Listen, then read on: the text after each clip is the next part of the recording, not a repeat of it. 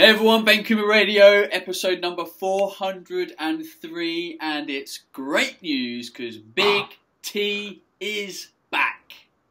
Hell yeah. How long has it been? I don't feel like I've recorded a podcast for like a month. It's been way longer. We haven't been together for a while. Oh. Well, things just got out of hand. I did Veganuary, and then for some reason, I just don't know how, because I'm not even, I'm not that popular on YouTube.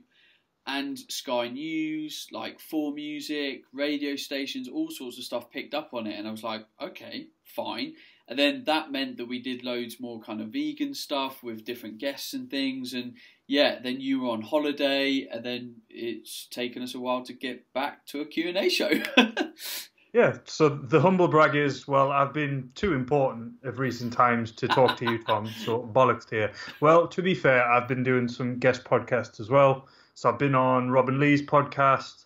I was on Steve Katarsi's podcast, Adapt Nation.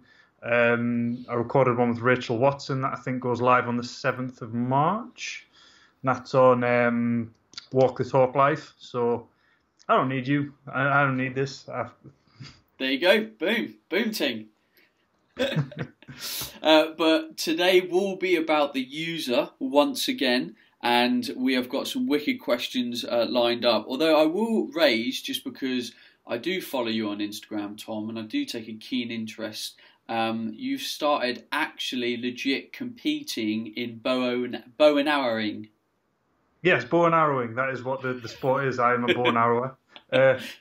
So my first archery competition was on last Sunday up at a archery club called Wolf's Head. So the archery that I do, for those that don't follow me on Instagram, which is very understandable, is not the kind that you see in the Olympics where they all stand in line and they've got the big fancy looking bows and you shoot at a target that's miles away. I do field archery with 3Ds, so I walk around a forest, which are always set in the most amazing scenery. It's a place that you would just walk if there was nothing there. It's always beautiful. And I shoot at 3D animal targets that are foam animal targets, to clarify, that are at various different heights and distances. I did pretty well at the weekend, considering I've only been shooting for a few months, and there's people there that have been doing this for 40 years. And yeah, keep an eye out. Nice. Hopefully do a bit better next time. Sweet. And you said you shot around 250 arrows in the competition, and you got a certain DOMS. Yeah, so I probably shot about 250 arrows across the course of the day. That includes warming up and stuff. Now, the bow that I shoot is a 70-pound draw weight, which is a good 30 pounds heavier than it needs to be. It's massively overkill. It will have been the heaviest bow on the course at the time. I bought it secondhand and I just really like it. It just happens to be really heavy. And my right lat insertion, my right trap, and the rhomboid on my right hand side were just ruined for 2 days. And it's really weird because I do shoot that amount of arrows normally. That's a general training session. But I think it was the fact that we spent a lot of the day waiting around. And so there was a good 10 minutes between shots at some times. And yeah, it's one of those sports that doesn't look that physical, but Jesus Christ, I was sore. I was ruined. I mean, I've been lifting weights for 10 years, and I tried to get out of bed, and I was like, oh my God, like a hunchback. Well, that's what happens when you play Indians and Robins out in the woods. When you play silly games, you get silly prizes. I am jesting. It does sound fun. Anyway, enough stuff that people probably have absolutely zero interest in. We have some cool questions for today's show. Hell yeah. So we'll start with number one. It's actually quite a short one, so I probably won't cock up reading it for a change. So, first email. Hi, Ben and Tom. I'm not sure if you've already covered this, but what are your thoughts on young athletes using supplements? I hear a lot of people saying not to use them at the age of 16 and so on, but I strongly believe with how competitive it's getting, it may be necessary. Thanks, Kieran. Yeah, interesting question. I'll have a little stab. We'll see what Tom thinks. So context is really important. I think it's really hard to put an age limit on some of this stuff. It's like kids lifting weights. It's like a 16-year-old can be very different. I play rugby with a couple of 16-year-olds because quite often the young people in our club, they come and train with the seniors to get more experience. And some of the 16-year-olds are massive, well-developed, very physical, and some of them are not. You know, they just haven't developed as much, and they'll have their sort of a bit more of their growth spurt later and stuff. So even those two different 16-year-olds might behave very differently in the gym, function very differently in the gym, be naturally more athletic than one or the other. So actually the journey to skill acquisition, loading, is going to be very different from both people. And it's the same here. So when you start off in your training journey, we would always like to recommend that you start pretty simple. You know, get in the gym, perfect basic movements, focus on body weight first as much as possible to make sure you move well and you're strong in the right areas, and we don't, you know, start off with any imbalances, which hopefully you don't as a young person. But I know an awful lot of lazy teenagers with their posture. So actually some people might start off with imbalances in the gym because, you know, they're quite bent over already. So actually having an awareness of posture and training the posture differently to start off with might actually be very important for someone that's young. And the same can be said for an adult as well. So it's not just exclusive to young people by all means. But I know that from my journey, I had a very, very lazy posture as a youngster, and I had to work on that. So when we look at getting into training, we start off basic, we kind of work up, and you kind of almost want to exhaust all of your tools before you throw more in there. Now, that being said, we have to ask the question, how competitive is this person? So if this person, you know, might be a regional rugby player, they're pushing themselves in the gym. So, you know, there's a couple of people in our rugby club, they're young. You know, they're in the Northampton Saints Rugby Academy. You know, they're in a highly competitive environment. They might be competing against 30 other teenagers to get 3 professionally signed contracts in the world of rugby. Now, really, you're going to have to start using all your available tools to make a difference to yourself. If you can start to build, hypothetically, 5% more muscle mass using a certain technique or supplement, you should probably do that, because it might mean the difference between you breaking into that profession or, you know, reaching your goal and dream. But for us recreational trainers, it's probably good to kind of exhaust the avenues, then add another layer to the onion and so on. You know, in the olden days, people would have gone, "Oh, creatine's a steroid and protein shakes just make you big instantly." Like, the same can be said with a teenager, in that if a teenager takes creatine or a whey protein shake, they're not going to get massive overnight.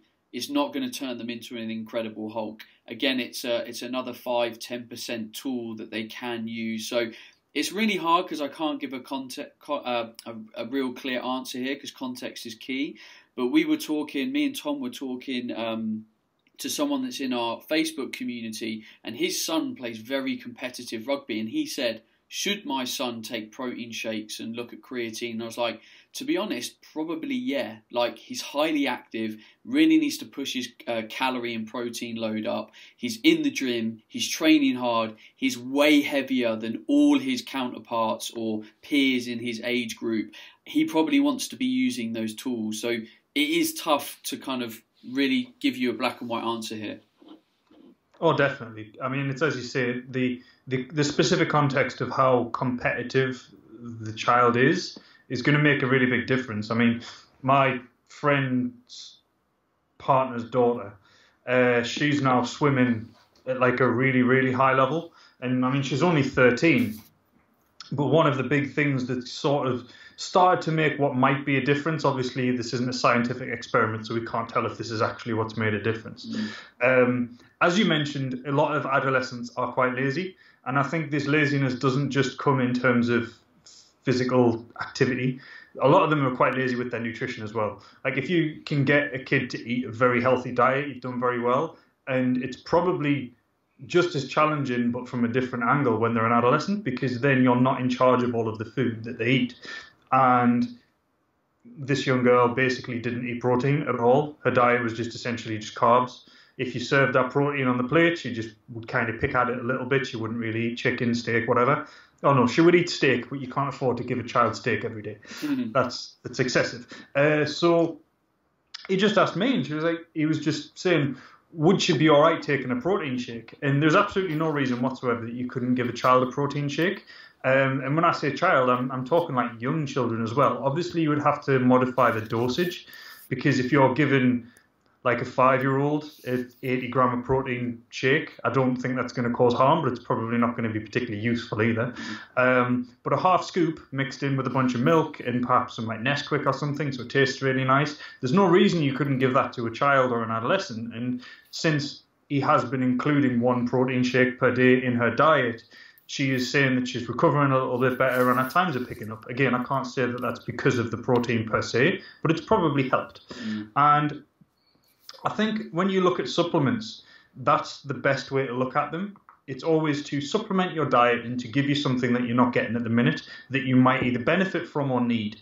And in terms of need, I think children taking things like vitamins, minerals, fish oil, again, I don't think that's a problem. I mean, the UK do recommend that kids take certain vitamins pretty much from birth until a certain age. I'm not going to say which ones they are because I don't remember. I think one of them is vitamin D, one of them is vitamin C, and I can't remember the other one. But there are children's vitamins that are recommended that kids take, and that stops at the point when it's no longer an absolute necessity for them to survive and avoid scurvy.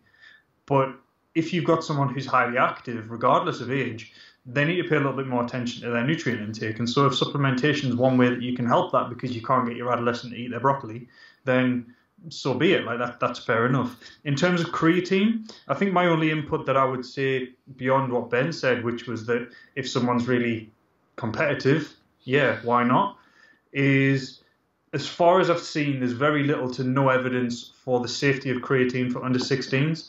There's no reason to assume that it wouldn't be safe. Like, it's probably absolutely fine. At the end of the day, you do get creatine from red meat and from salmon. I think there's a few other fish as well, and nothing bad happens there. But I would just be hesitant to recommend giving creatine to someone under 16 just in case. It's probably going to be fine, but just in case. But once someone hits 16, there is good evidence that it's perfectly safe over the long run. And if you've got a competitive athlete who's of that age that would benefit from creatine, there's no reason not to. So here's some more really interesting context, right? You talked about this girl, 13, really low protein intake. Let's say you tried to increase her protein intake and it was challenging, you brought the shakes on board, she wasn't really a fan of fish, she wasn't really a fan of red meat, and you are considering her performance. Actually, creatine might really help her because she's getting a very low level in her diet. But again, we can only assess that from looking at her individual diet diaries and looking at what her food preferences was. I was talking to a parent a while ago, and she said to me, is it a problem if I give my 7-year-old a protein shake? Now, this woman is a well-educated fitness professional. She uses a protein source, a replacement protein powder like whey protein in her diet, so she knows. But obviously, she had a reservation around using it in a child. And again, I'm like, just remember what a whey protein shake is. It's literally a liquid source of protein. It's a powder that's derived from dairy. There's no reason why it should be a problem. And I said, what's the context here? What are you struggling with? And I said, well, my son's really fussy at breakfast. I struggle to get him to eat real certain foods, but I don't want to keep giving him cereal because, they're quite sugary and that kind of stuff. And I go, but he loves smoothies. He will really drink smoothies, but I want him to have more protein because he's a growing lad. So can I put maybe just 1 scoop of your awesome supplements, strawberry whey protein in there? And I was like, yeah, I think that's absolutely brilliant. Put a scoop in there. It will add some sweetness. Use some frozen berries. I'd probably get some nice fats in there as well. Use some nut butter. I said, I think that is the perfect context to use this with, your son. Would you use it at any other time? No. But it would be healthy for him to have a greater protein content in his breakfast. So again, it's not a black and white situation. It's like we've got to understand what environment we're using these tools in. Yeah, exactly. I mean, if you've got a child who's perfectly happy to eat, I don't know, couple of chicken legs with their lunch, and then they'd come home and they'd eat the family meal that's rich in protein. They probably don't need a really big protein hit at breakfast that they couldn't get from something like eggs. Like that's if they'll eat eggs. But the problem is there if they don't eat eggs. If they're not happy to eat whatever with lunch, and they would want to have the usual like sandwich with a bit of ham in it. Like, it is hard to give kids a balanced diet, and just like it's hard for a lot of adults to eat a completely balanced diet given the modern environment and the demands we have on our time and everything like that. And protein shakes are a convenience food, and convenience foods tend to have like a negative perception with people. People will think, oh, if it's convenient, it's bad because it's easy.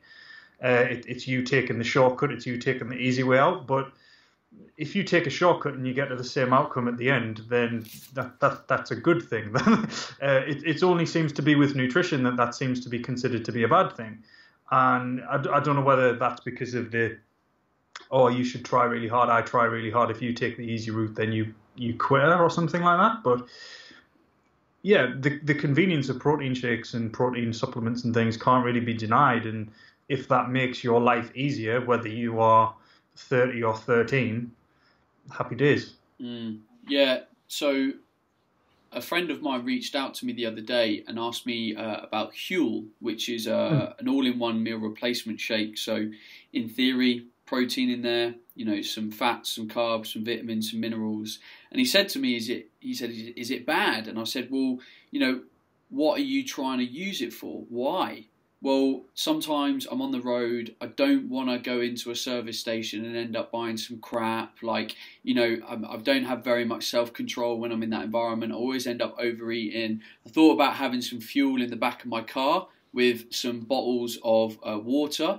I can just mix it up and have it when I'm on the road. I won't need to stop. I won't buy any junk. I'll save myself some money. Would you do it? And I said, well, how many times a week do you think you'd use it? And he was like, probably only like 3 or 4 a week. And I'm like, dude, that is the perfect time to use something like Huel or a protein shake or anything convenient like that. It's not that we're relying on it, and we can all stand here in the kind of elitist fitness space and go, well, a whole food meal would have been better, and it would have been better if you'd packed your lunch in Tupperware and taken it with you and all this kind of shit. But the reality is life's not perfect. Not everyone thinks like that, yada, yada, yada. So if Huel is the best outcome for that person to consistently stick to their nutrition and maintain their weight, then that is the perfect tool for the job for that person. Yeah, definitely agreed. I mean, I've said before that I'm quite a fan of what Huel does. It's not something I've ever used because I work from home and I don't need to.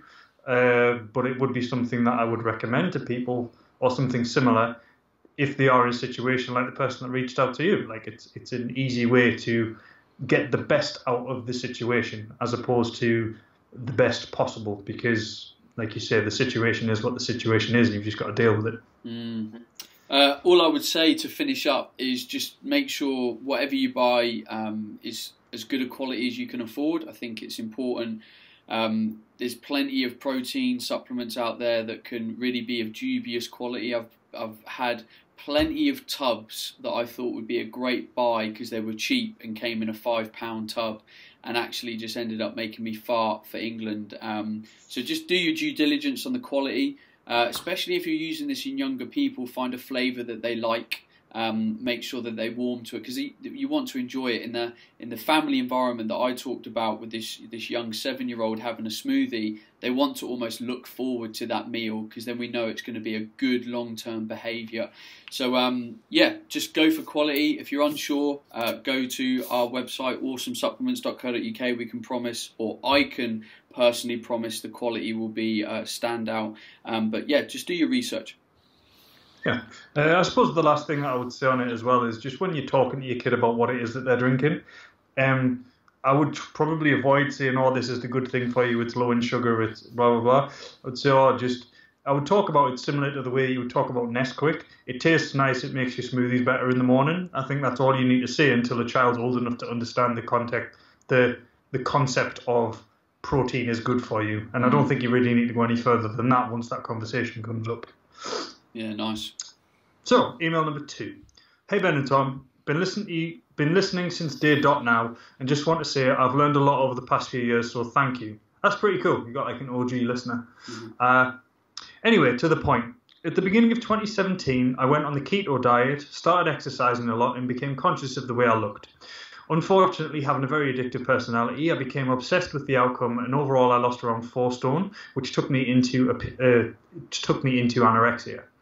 Although very visible, this wasn't really sinking in, and I kept on going even though I was at a very unhealthy weight. I got to around 48 kilos, and I'm 5'8" now, 26-year-old female. After a few very tough months, I started gaining a healthier mindset and stopped the cardio, still carried on the weight training, which helped the number on the scale increase gradually. Now 18 months on, I'm much healthier, but still not the healthiest, weight of 56 kilos. So my question is, although I'm of a much better mindset, the weight only seems to be going onto my mid area, i.e. stomach, which is fine, but my legs and arms are still very thin. I train upper once a week, lower twice a week, as well as 5x5 compounds twice a week. So I train 5 days a week overall, no cardio apart from walking. I don't track calories anymore, but I think it's somewhere around 22 to 2300, and a lot of carbs are involved. I suppose I'm asking for some guidance on how to put on more weight on other parts of my body, or is this not possible, as you previously said you cannot spot which area you put weight on? Would be grateful for any info. Thank you, Nicola. I think just on that last one, I don't think we've ever really said that. I think we've said that you can't spot reduce, so you can't choose which area you lose fat from, but you can definitely choose which area you put muscle on just by adapting your training. So.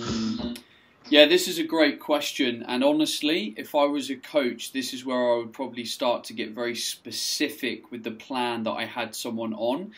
So let's say in Nicola's example, and obviously me and Tom are going to have to make some assumptions of what is maybe going on in other areas, because there's only obviously a certain amount of detail here. So if someone's quite small frame and they've got really slim arms and really slim legs, you know, when we start to eat a bit more, quite often, and this is the same with weight loss, it's the last place to go. It's quite often the first to come on our stomach and the last to go on our stomach. So when you start to eat and you've got a background and a fear of putting on weight, even if you put on 3 or 4 pounds and it goes straight onto your stomach, you will zone in on that with such focus that it will seem way more of a problem than it actually is, because you've got a background of being unhappy with your weight and having the weight loss. So even tiny incremental weight gain is a problem for you, and it's hard for you to just get that into your mindset that it's okay and it's healthy. Now, there is going to be problems with this journey and building muscle if you're not tracking calories, because for me in this example, it sounds like Nicola will probably, more than likely, undereat rather than overeat because of her background with her food. Now, obviously, counting calories might be a problem for Nicola. She might become overly obsessive about it, concentrate on it too much, and that's why a more intuitive approach to eating might suit her and be a long-term strategy. But it does become problematic with building muscle, especially if the mindset is you always stay on the side of caution with undereating rather than overeating. So when we look at getting in the gym and someone's working hard and trying to put on muscle, we're going to get to a point where we're not really going to get a lot of results. And then we're going to get disheartened, and then we're kind of stuck in that place again. So I, at this point in time, would probably want Nicola to try and find, if it's possible, a really supportive coach that can really monitor the program and really fill you with confidence when you're tracking these kind of changes. I do think that there needs to be a shift in the training to look to have a little bit more volume over time in the specific areas that you want to build it. So if you do genuinely want to build muscle, in the extremities, do focus more time on there. So maybe 2 upper body sessions a week, 2 lower body sessions a week. Like you said, you're not really doing any cardio, you're walking a bit. So we could probably afford some training volume there, or to increase that over time. And for your coach to be alongside you in that process and say, no, we do need to be eating 2,500 calories today. There is what you've burned. We are training hard. You do need to recover. And, if we do that slowly over time, you will slowly, nicely build some muscle.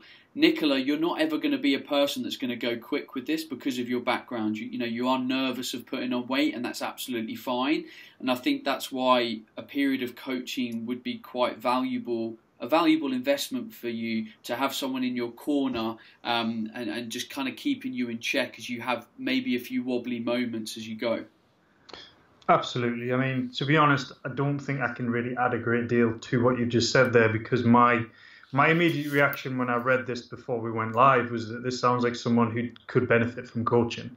Any advice that we do give on the podcast is always going to be quite generalized, because we can't ask you further questions, and so we will have to make some assumptions, like Ben said. And when you make assumptions, you don't necessarily tailor advice specifically to a person. And I think not only do you need that, you'll probably benefit from, if not need, some ongoing support from someone who can continually just nudge you in the right direction and just congratulate you on doing things well.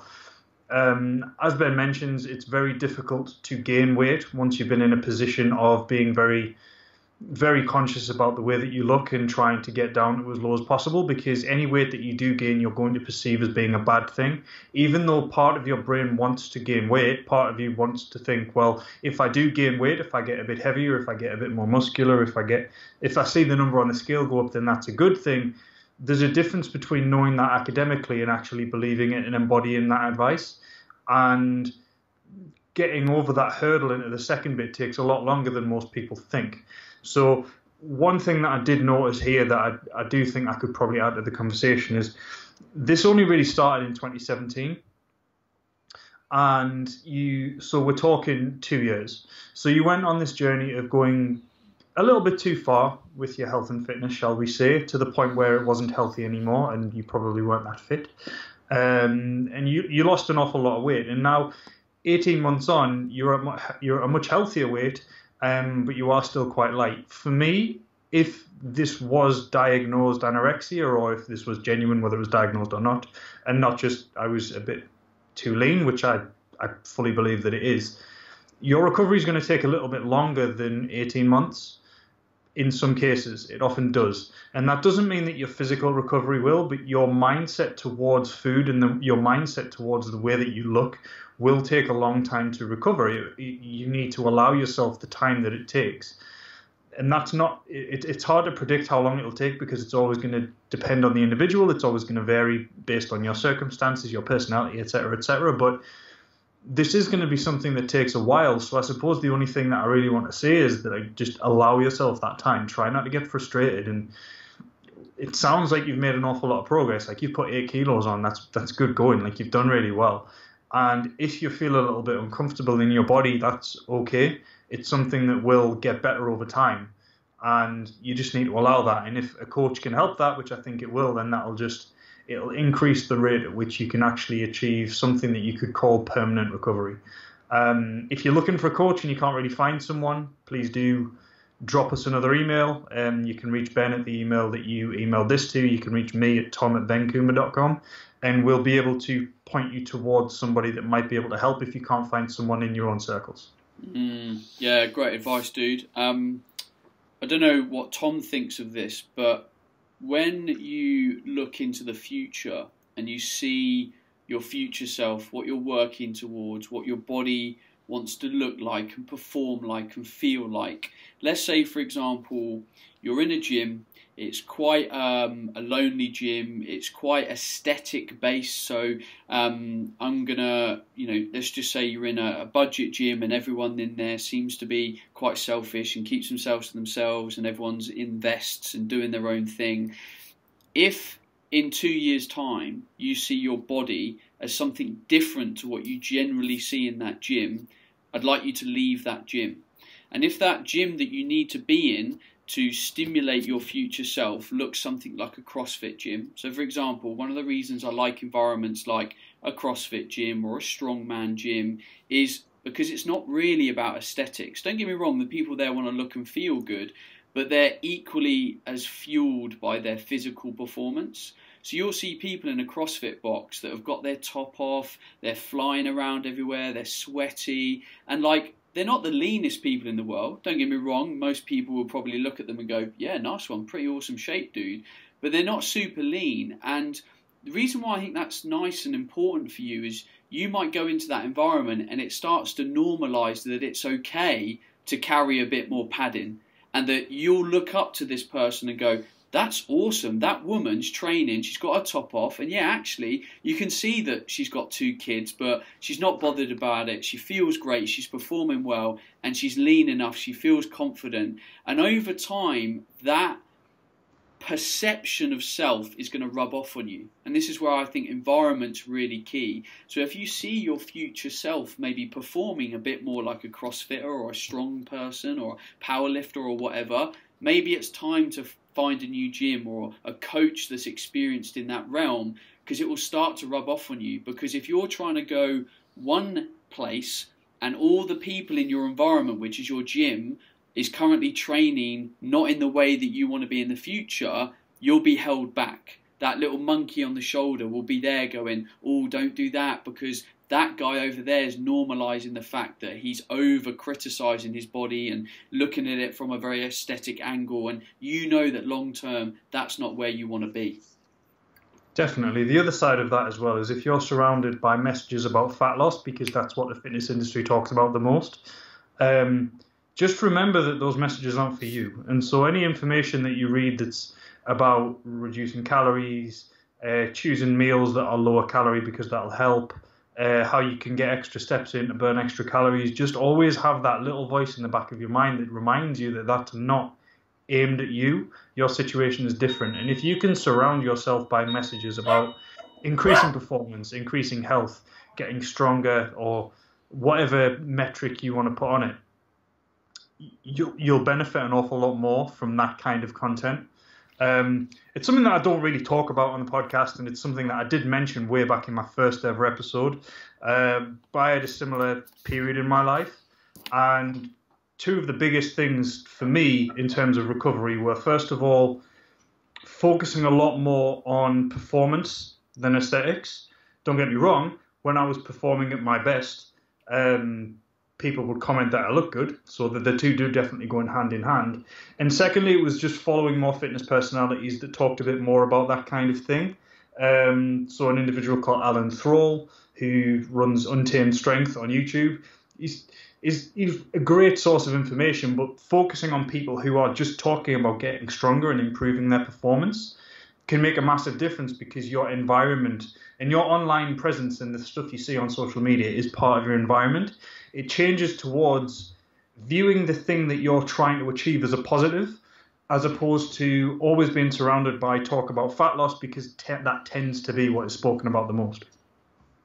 Boom. Boom. Well, Nicola, I hope that's helped. Hopefully it's helped a lot of people listening to some of those messages. I love talking about environment because I don't think people consider it enough, especially when your mindset is susceptible naturally to the opinions and experiences of others.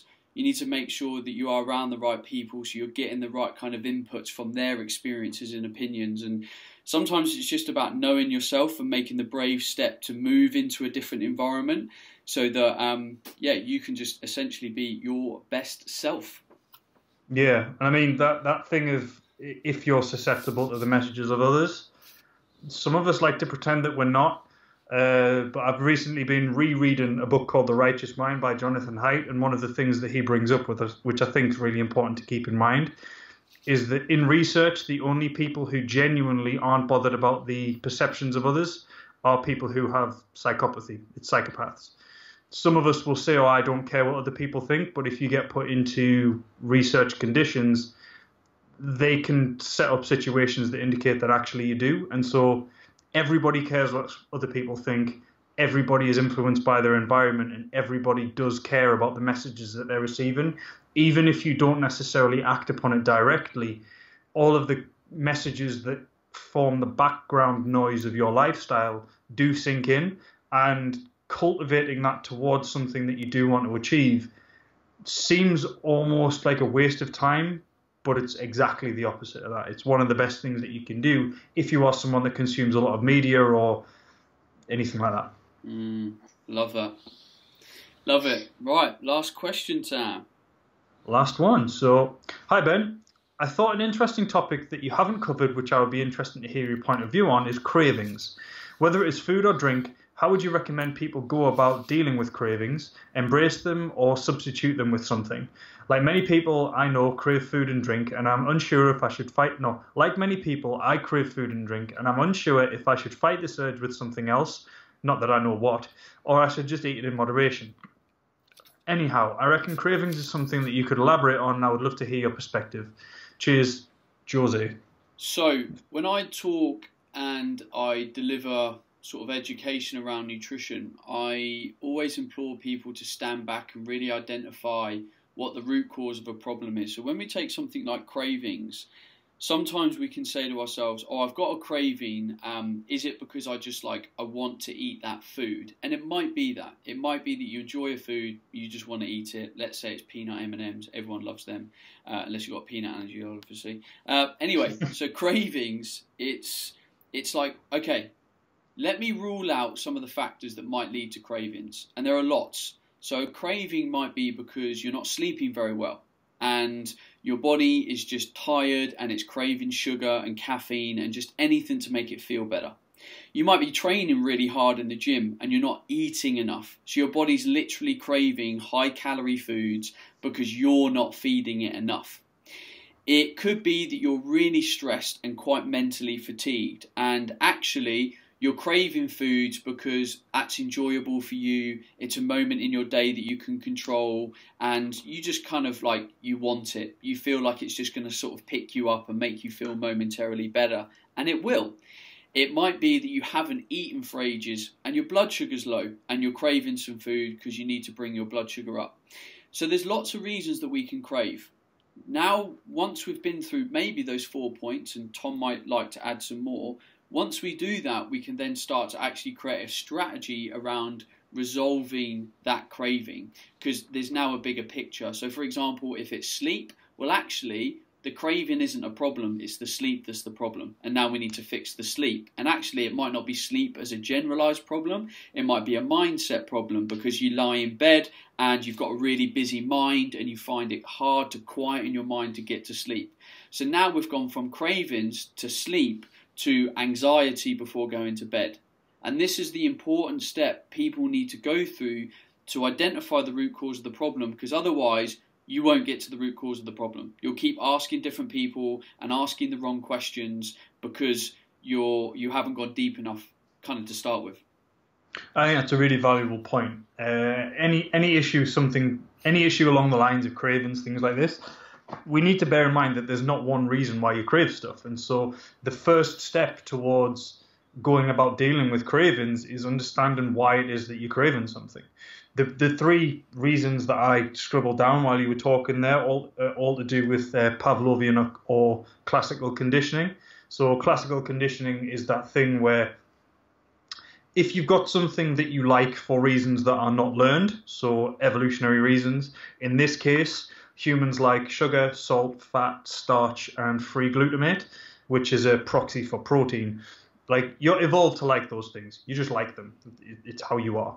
There are reasons for that based around survival way back in the day before you had the consciousness that was there and that enabled you to know that you should probably eat protein sometimes. If you didn't like those things, you would probably just eat grass. And if you ate grass, you would probably die of malnutrition. So your body is driven to eat higher calorie things. And how Pavlovian conditioning works is if a neutral stimulus, which is something that you're not bothered about, is repeatedly paired up with an evolved stimulus or an innate stimulus, in this case taste, then you will start to have a preference for the previously neutral stimulus. For example, you like sugar, salt, and fat. And so if you eat a chocolate chip cookie that's got a little bit of salt in it, you will enjoy that cookie because it's got the things in that your body wants you to eat. Over time, you're not going to crave, like you don't sit there for a craving and think, oh my God, I want sugar. You want specific things that have sugar on, because if you only wanted sugar, you would eat sugar out of a bag. And the specific tastes that you want can be learned. So you might start craving cookies, you might start craving crisps, you might start craving something like that. And so what you can take from that is, potentially, if you are craving cookies, there may be a healthier option that can get you the salt or the carbohydrate or the energy or the fat or something that it is that you're craving, something that you can control yourself a little bit with. I would argue, however, that taste is rarely the only reason why people eat things. Taste is the reason why foodies eat stuff. People who are struggling with their weight can sometimes be foodies, but those two groups don't necessarily intersect. And so there are usually other reasons outside of, oh, I really like tasty food, for people to be struggling with their weight or to be craving stuff. One of the big ones is anxiety and stress. We stress eat. Everyone knows that they stress eat. In research, what you see is that if you give rats a certain amount of stress, they stop eating because stress reduces your hunger signals. However, if you put them near hyperpalatable food, they will eat way more. And people work the same. If you're stressed and you're surrounded by tasty, tasty snacks, you're going to eat those tasty, tasty snacks. And one of the reasons for that could potentially be because when you eat something that tastes really good, it releases endogenous opioids in your brain, and those endogenous opioids are anxiolytics, so they calm you down, they stop you feeling anxious. So if you're stressed, sugary, salty, fatty food will legitimately make you feel better. And so over time, what will happen is you will associate stressful states with the sugary, salty foods that make you feel better, and you will start craving them as soon as you feel stressed, because your body will have learned that that is a good coping mechanism. And so what will need to happen there is you need to find a better coping mechanism for stress. You need to find some other way that you can deal with anxiety, whether that is going for a walk, petting the dog, talking to someone you like, playing computer games, going to the gym, whatever it is. Finding an alternative way to deal with stress will reduce those cravings. And the last one is situational. The classic example of this is someone that finishes a savoury meal and then craves a dessert. And that's purely trained. There's been loads of hypotheses about this, like, oh, it's because your blood sugar's low or because you haven't eaten enough food or whatever. But it's just because you've eaten dessert after savoury meals as a kid, and so you crave those tastes that your body enjoys after eating. And all you need to do with that is just find an alternative, whether that is brushing your teeth or chewing gum, both of which can be quite effective because they get the savoury taste out of your mouth, and that savoury taste is what is making you crave the sweet foods. You could have a piece of fruit or something similar to that. You could save calories from earlier to later if you really wanted to, but the overarching message is you need to work out what it is that you're craving and why you're craving it, and then you can deal with it on a more case-by-case basis. The last thing that I do want to add before I pass it back over to you, though, Ben, is there's a meme that floats around on Facebook every now and then when it's like, if you're craving this food, this is what your body actually craves. And it's like, if you're craving chocolate, it's because you're not getting enough magnesium, so you should eat nuts. Or if you're craving sweet foods, it's because you're not getting enough of this, and so you should eat chicken. That's literally just made up. Like, that's bollocks. None of that is true. Most people struggle to truly understand when they're hungry or not, let alone when they've got a magnesium craving. So just know that that is not the case. If you are craving chocolate, if you eat magnesium-rich foods, that probably won't get rid of your chocolate craving. Very interesting. One of the things that I often think about as a oncoming parent, because it's something that we are planning, having kids, is how we bring up sort of our kids and the food environment and that kind of stuff. And the things that you do with your kids in the early years is so important, because the problem is if those habits get ingrained, and they'll get ingrained quickly, especially if someone enjoys something, it becomes really problematic to change it because there's a massive upset. So for example, if you started to feed your kid singular, a dessert after every meal because you did it as a kid, if you start to learn that that's maybe not the best thing to do, and I'd probably say it's a behaviour that's not great to get into the habit of, because the chances are it's then going to happen every day and it's going to be hard to break it. So back in the day, olden times, it would probably have happened maybe at Sunday lunch. Like, Sunday was the day that you had a pudding. And you know what? That's a really healthy, sociable behaviour to have that in a family environment where people come together.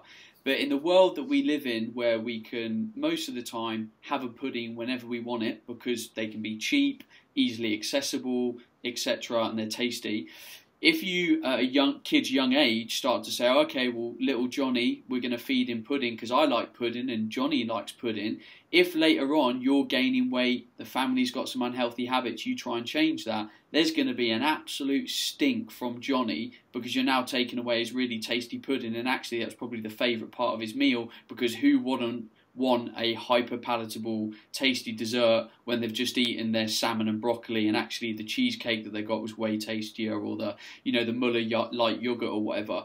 So we do need to be really careful of the habits that we have and that we're kind of putting other people within, because it can be really difficult to break it. Addiction for habitual reasons is tough. Like, think how many people listening to this have really struggled with an addiction in the past, and actually when they think about it, if they've got healthier habits now, the addiction has probably just been replaced. So how many people used to have an addictive behaviour or really enjoy like going out all the time and enjoying themselves, and actually they've really got into exercise, but they've got quite an addictive approach to exercise, like they're in the gym without fail 5-6 times a week, and the habits just shifted. And I'm not saying that's a bad thing, because it's a healthy addiction, end of. But once we get into those patterns, it can be really tough to break it. Well, it definitely can. I was talking to Heather Osborne the other day. We recorded like a live, and she was talking about this in terms of children, and the way she advises people talk to their kids about these things is you've got snack foods and you've got treat foods. So this is not healthy and unhealthy. This is not good and bad. But there is a distinction between snack foods like nuts, half a sandwich, bananas, and treat foods like crisps, chocolate bars and stuff. And all she advises parents do is that they give their kids 5 treat foods a week. And you could even make it so that the kid is in charge of those treat foods and when they have them. They could have them all on a Monday if that's what they really want to do, but that's it.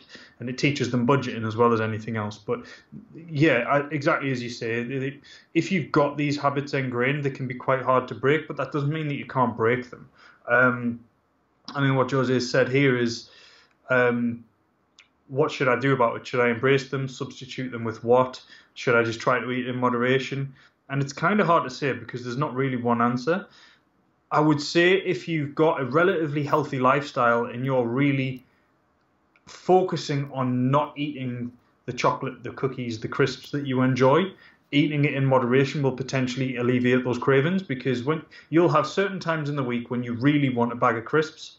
And if you've got an overall healthy diet and you can eat 1 bag of crisps and that gets rid of the craving, happy days. There you go. Problem solved. That's a useful use of moderation. That's a perfectly healthy lifestyle. If you're craving something like that every day, a good idea would be to note down what time it is that you're craving it. When do you crave your bag of crisps? When do you crave your chocolate? What you'll usually find is that most people don't have cravings all of the time. Nobody sat there for 24 hours wanting cake. You want cake at a specific time of day, and that would be the first place that I would look to start to understand your cravings a bit more. When do I crave it? Why do I think it's then that I crave it? Is it because it's been too long since I last ate? Is it because I always have a biscuit here, so it's just I'm in the habit of always having a biscuit here? Is it because I've just eaten my lunch, and I'll be honest, I put no effort into it. My lunch was shit. I didn't enjoy it. Like, there will be a reason, and if you can look at the time when you're doing things, that'll start to give you some clues. Boom. Right. That was I enjoyed that podcast myself. Yeah, that was really good. We've also kept it under like an hour, which is it's unusual. Yeah, that's why I love our Q&A show, because I think mine and Tom's perspective is always different. Our backgrounds is always different. Tom's always far more intellectual than I am anyway. By the way, if you do love the geeky side of nutrition, make sure you are on the email list of our nutrition education company, the BTNacademy. So if you simply go to the URL btn.academy and go and get on our email list, you can make sure you stay up to date with nutritional research, musings. A lot of that comes from Tom because he's our head of education at the BTNacademy. So if you enjoy that stuff, get some regular updates. We send about 2 emails a week we've got our conference coming up this spring if you're interested in a nutrition conference and coming to learn. But yeah, otherwise, we hope this podcast has been of value today and you've learned some good stuff. If you feel that someone else in your environment, friend, family, colleague, could do with this kind of advice, maybe they're struggling with sugar addiction themselves, cravings, they've got fears of gaining weight. We actually covered an awful lot in today's show. Please send this podcast to them, tag them in the social media post. I think it would mean a lot to them to maybe get on top of the thing that they're struggling with. And if this show can help that, then absolutely amazing. Remember, this is a Q&A show and you can have your questions answered if you would like. If you'd like that, send your question into the show at this email address, bencoomber, COOMBER @gmail.com. Put in the subject line podcast and it will get to us and we will put it into the mix. We have a backlog of questions that isn't actually too long at the moment, so the chances are if you send something in, it will be on the show fairly soon. All that leaves me to say is thank you for supporting the show, for everyone that does. We really appreciate it. And as long as we get the support and people keep listening, we will keep doing the show. Tom, thanks again for your knowledge and joining me, buddy. Yeah, thank you very much for inviting me on. And as always, thanks everyone for listening. Yep. So all that leaves me to say is you go away and have an awesome day. Goodbye.